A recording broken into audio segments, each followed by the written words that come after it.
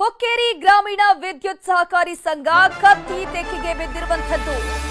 ಹುಕ್ಕೇರಿ ಗ್ರಾಮೀಣ ವಿದ್ಯುತ್ ಸಹಕಾರಿ ಸಂಘದ ಚುನಾವಣೆ ನಿನ್ನೆ ನಡೆದಿತ್ತು. ಫಲಿತಾಂಶ ಕೂಡ ನಿನ್ನೆಯೇ ಪ್ರಕಟ ಆಗಿದೆ. ಸದ್ಯಕ್ಕೆ ಗೆದ್ದು ಬೀಗಿದೆ ರಮೇಶ್ ಕತ್ತಿ ಆ್ಯಂಡ್ ಟೀ. ಸಚಿವ ಸತೀಶ್ ಜಾರಕಿಹೊಳಿಗೆ ಭಾರೀ ಮುಖಭಂಗ ಆಗಿರುವಂತದ್ದು. ಪ್ರತಿಷ್ಠೆಯ ಕಣ ಆಗಿತ್ತಿಲ್ಲಿ ಕತ್ತಿ ವರ್ಸಸ್ ಜಾರಕಿಹೊಳಿ ಟೀಮ್ಗೆ. ಇತಿಹಾಸ ನಿರ್ಮಿಸಿದೆ ರಮೇಶ್ ಕತ್ತಿ ಬಣ. ಎಲ್ಲ 15ಕ್ಕೆ 15 ಕ್ಷೇತ್ರಗಳನ್ನ ಕತ್ತಿ ಬಣ ಗೆದ್ದು ಬೀಗಿರುವಂತದ್ದು. ಒಟ್ಟು 15 ನಿರ್ದೇಶಕ ಸ್ಥಾನಗಳಿಗೆ ಚುನಾವಣೆ ನಡೆದಿತ್ತು. ಈ 15ಕ್ಕೆ 15 ಸ್ಥಾನವನ್ನ ಈಗ ಕತ್ತಿ ಬಣ ಗೆದ್ದು ಬೀಗಿದೆ. ಬಾಪೂಜಿ ಶಾಲೆಯ ಮತ ಎಣಿಕೆ ಕೇಂದ್ರದ ಮುಂದೆ ಸಂಭ್ರಮಾಚರಣೆ ಮಾಡಲಾಗಿತ್ತು. ರಮೇಶ್ ಕತ್ತಿ ಆಗಮಿಸುತ್ತಿದ್ದಂತೆ ಅಭಿಮಾನಿಗಳು ಮುಗಿಬಿದ್ದಿದ್ದಾರೆ.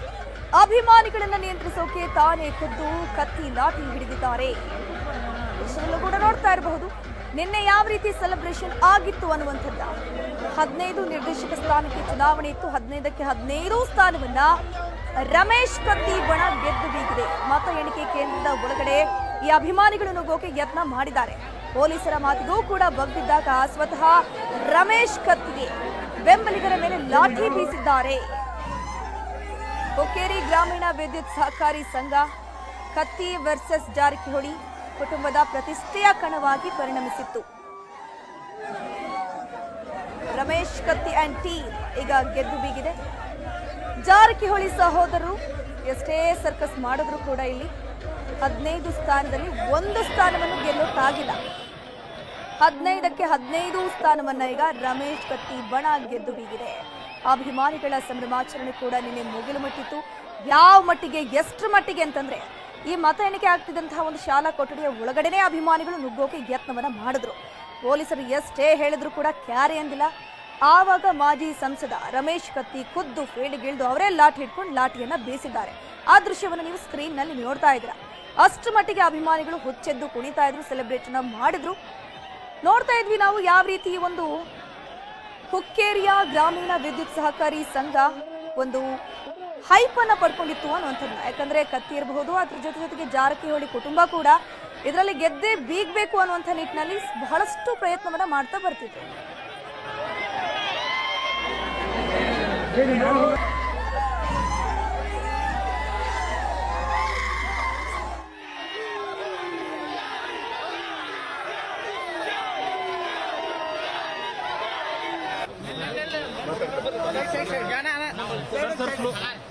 ಇದ್ರ ಬಗ್ಗೆ ಹೆಚ್ಚಿನ ಡೀಟೇಲ್ಸ್ ನೀಡ್ತಾರೆ ನಮ್ಮ ಪ್ರತಿನಿಧಿ ಲೋಹಿತ್. ದೂರವಾಣಿ ಸಂಪರ್ಕದಲ್ಲಿ ಜಾಯ್ನ್ ಆಗಿದ್ದಾರೆ. ಎಸ್ ಲೋಹಿತ್, ಸತೀಶ್ ಜಾರಕಿಹೊಳಿ ಹಾಗೇನೆ ಕತ್ತಿ ಇವರಿಬ್ಬರಿಗೂ ಕೂಡ ಹುಕ್ಕೇರಿ ಗ್ರಾಮೀಣ ವಿದ್ಯುತ್ ಸಹಕಾರಿ ಸಂಘದ ಎಲೆಕ್ಷನ್ ಬಾರಿ ಮುಖ್ಯ ಆಗಿತ್ತು. ಫೈನಲಿ ಕತ್ತಿ ಬಣ ಗೆದ್ದು ಬೀಗಿದೆ.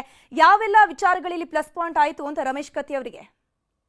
ಖಂಡಿತವಾಗ್ಲೂ ಧನಶ್ರೀ, ಏನಂತಂದ್ರೆ ಕಳೆದ 20 ವರ್ಷಗಳಿಂದ ಈ ಒಂದು ಹುಕ್ಕೇರಿ ವಿದ್ಯುತ್ ಸಹಕಾರ ಸಂಘಕ್ಕೆ ಚುನಾವಣೆನೇ ನಡೆದಿರಲಿಲ್ಲ. 20 ವರ್ಷಗಳಿಂದಲೂ ಕೂಡ ಕತ್ತಿ ಕುಟುಂಬದ ಹಿಡಿತದಲ್ಲೇ ಇರತಕ್ಕಂತ ಈ ಒಂದು ಸಂಘಕ್ಕೆ ಜಾರಕಿಹೊಳಿ ಕುಟುಂಬ ಒಂದು ಕೈ ಹಾಕುತ್ತೆ. ಅದರ ಜೊತೆಗೇನೆ ಅಣ್ಣಾ ಸಾಹೇಬ್ ಜೊಲ್ಲೆ ಕೂಡ ಕೈ ಹಾಕಿರ್ತಾರೆ.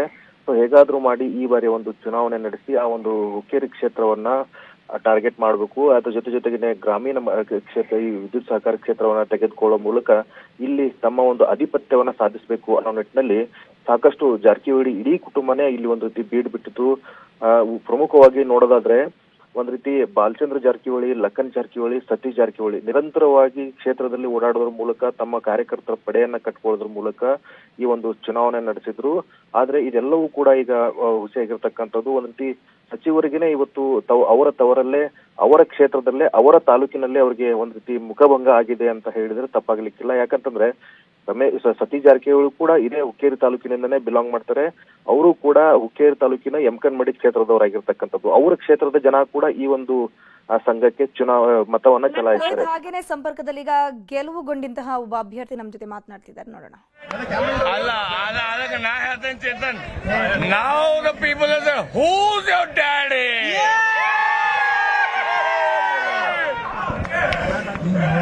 ಇವತ್ತಿನ ದಿವಸ ಚುನಾವಣೆ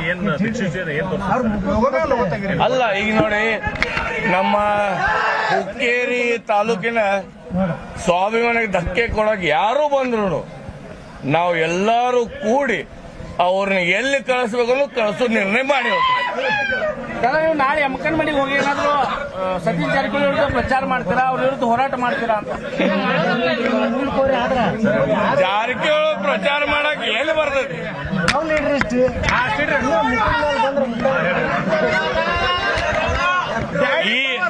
ಈ ಚುನಾವಣೆ ಮುಖಾಂತರ ಎಲ್ಲ ನಮ್ಮ ಬೆಳಗಾವಿ ಜಿಲ್ಲಾ ಆಗಲಿ ನಮ್ಮ ಇಡೀ ರಾಜ್ಯಕ್ಕಾಗಲಿ ಒಂದ ಸೂಚನೆ ಕೊಟ್ಟಿದ್ದೀವಿ, ನಾವು ಯಾರಿಗೂ ಬಗ್ಗಲ್ಲ, ಯಾರಿಗೂ ನಿಲ್ಲಲ್ಲ ಅಂತ.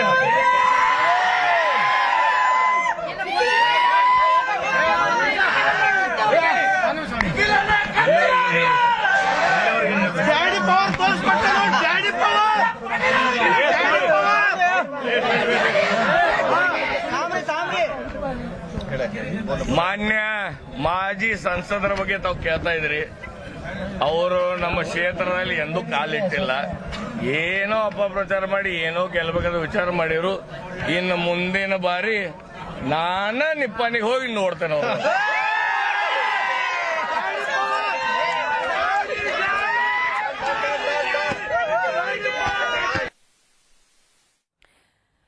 ಮಲಪ್ರಭಾ ಸಹಕಾರ ಸಕ್ಕರೆ ಕಾರ್ಖಾನೆ ಚುನಾವಣೆಯ ಫಲಿತಾಂಶ ಹೊರಬಿದ್ದಿದೆ. ಚುನಾವಣೆಯಲ್ಲಿ ಗೆದ್ದು ಬೀಗಿದ್ದಾರೆ ಚಂದ್ರರಾಜ್ ಹಟ್ಟಿಹೊಳಿ ಟೀಮ್. ಸಚಿವೆ ಲಕ್ಷ್ಮೀ ಹೆಬ್ಬಾಳ್ಕರ್ ಹಾಗೇನೆ ಚಂದ್ರರಾಜ್ ಹಟ್ಟಿಹೊಳಿ ಇಬ್ಬರು ಕೂಡ ಒಂದು ಪ್ಲಾನ್ ಮಾಡಿದ್ರು. ಒಂದಷ್ಟು ಕ್ಷೇತ್ರಕ್ಕೆ ಹೋಗಿ ಪ್ರಚಾರವನ್ನು ಕೂಡ ಮಾಡಿದ್ರು. ಎಲ್ಲ 15 ಸ್ಥಾನಗಳಲ್ಲಿ ಚಂದ್ರರಾಜ್ ಹಟ್ಟಿಹೊಳಿ ಬೆಂಬಲಿಗರ ಗೆಲುವಾಗಿರುವಂಥದ್ದು. ಕಿತ್ತೂರು ತಾಲೂಕಿನ ಎಂಕೆ ಹುಬ್ಬಳ್ಳಿಯಲ್ಲಿ ಮತ ಎಣಿಕೆ ಪ್ರಕ್ರಿಯೆ ಆಗಿದ್ದು ಫಲಿತಾಂಶ ಪ್ರಕಟ ಆಗಿದೆ. ಸಚಿವೆ ಲಕ್ಷ್ಮೀ ಹೆಬ್ಬಾಳ್ಕರ್, ಚಂದ್ರರಾಜ್ ಹಟ್ಟಿಹೊಳಿ ಸಡಗರ, ಸಂಭ್ರಮ ಜೋರಾಗಿದೆ. ಶಾಸಕ ವಿಠ್ಠಲ್ ಹಲಗೇರ್, ಬಾಬು ಸಾಹೇಬ್ ಪಾಟೀಲ್ ಸಂಭ್ರಮದಲ್ಲಿ ಭಾಗಿಯಾಗಿದ್ರು. ಮಾಜಿ ಅಧ್ಯಕ್ಷ ನಾಸೀರ್ ಭಗವಾನ್ ಟೀಮ್ಗೆ ಭಾರೀ ಸೋಲಾಗಿರುವಂಥದ್ದು. ಮಲಪ್ರಭಾ ಸಹಕಾರ ಸಕ್ಕರೆ ಕಾರ್ಖಾನೆ ಚುನಾವಣೆಯ ಫಲಿತಾಂಶ ಕೂಡ ನಿನ್ನೆ ಪ್ರಕಟ ಆಗಿದೆ. ಚುನಾವಣೆಯಲ್ಲಿ ಚಂದ್ರರಾಜ್ ಹಟ್ಟಿಹೊಳಿ ಟೀಮ್ ಗೆದ್ದು ಬೀಗಿರುವಂಥದ್ದು. ಎಲ್ಲ 15 ಸ್ಥಾನಗಳಿಗೆ ಒಂದು ಚುನಾವಣೆ ನಡೆದಿತ್ತು. ಎಲ್ಲ 15 ಸ್ಥಾನಗಳಲ್ಲೂ ಕೂಡ ಚಂದ್ರರಾಜ್ ಹಟ್ಟಿಹೊಳಿ ಬೆಂಬಲಿಗರು ಗೆದ್ದು ಬೀಗಿದ್ದಾರೆ. ಕಿತ್ತೂರು ತಾಲೂಕಿನ ಎಂಕೆ ಹುಬ್ಬಳ್ಳಿಯ ಮತ ಎಣಿಕೆ ಕೇಂದ್ರದಲ್ಲಿ ಸಂಭ್ರಮಾಚರಣೆ ನಿನ್ನೆ ಮುಗಿಲು ಮುಟ್ಟಿದೆ. ಸಚಿವೆ ಲಕ್ಷ್ಮೀ ಹೆಬ್ಬಾಳ್ಕರ್ ಹಾಗೆಯೇ ಚಂದ್ರರಾಜ್ ಹಟ್ಟಿಹೊಳಿ ಕೂಡ ಅಲ್ಲಿಗೆ ಹೋದ್ರು. ಅವರು ಕೂಡ ಈ ಗೆಲುವನ್ನ ಸೆಲೆಬ್ರೇಟ್ ಮಾಡಿದ್ದಾರೆ. ಶಾಸಕ ವಿಠ್ಠಲ್ ಹಲಗೇರ್, ಬಾಬಾ ಸಾಹೇಬ್ ಪಾಟೀಲ್ ಕೂಡ ಈ ಒಂದು ಸಂಭ್ರಮದಲ್ಲಿ ಭಾಗಿಯಾಗಿದ್ರು. ಮಾಜಿ ಅಧ್ಯಕ್ಷ ನಾಸೀರ್ ಭಗವಾನ್ ಟೀಮ್ಗೆ ಭಾರೀ ಸೋಲಾಗಿರುವಂಥದ್ದು. ಯಾಕಂದ್ರೆ ಒಂದು ಸ್ಥಾನವನ್ನು ಕೂಡ ಗೆಲ್ಲೋಕ್ ಆಗಿಲ್ಲ. ಬದಲಾಗಿ ಚಂದ್ರರಾಜ್ ಹಟ್ಟಿಹೊಳಿ ಟೀಮ್ ಏನಿದೆ 15ಕ್ಕೆ 15 ಸ್ಥಾನಗಳನ್ನ ಗೆದ್ದು ಬೀಗಿರುವಂಥದ್ದು.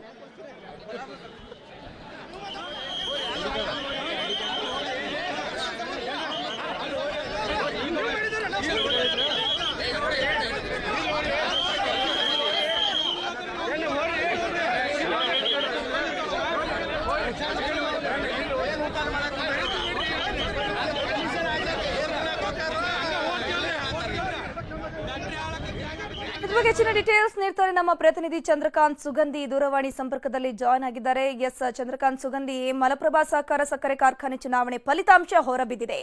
ಫೈನಲಿ ಈ ಒಂದು ಚುನಾವಣೆಯಲ್ಲಿ ಚಂದ್ರರಾಜ್ ಹಟ್ಟಿಹೊಳಿ ಟೀಮ್ ಗೆದ್ದು ಬೀಗಿದೆ. ಎಲ್ಲ 15 ಸ್ಥಾನಗಳಿಗೂ ಕೂಡ ಗೆದ್ದು ಬೀಗಿರುವಂತದ್ದು. ಏನೆಲ್ಲ ಇವರಿಗೆ ಪ್ಲಸ್ ಪಾಯಿಂಟ್ ಆಯಿತು ಗೆಲುವಿಗೆ? ಪ್ರಮುಖ ಕಾರಣಗಳು ಏನೇನು ಅಂತ?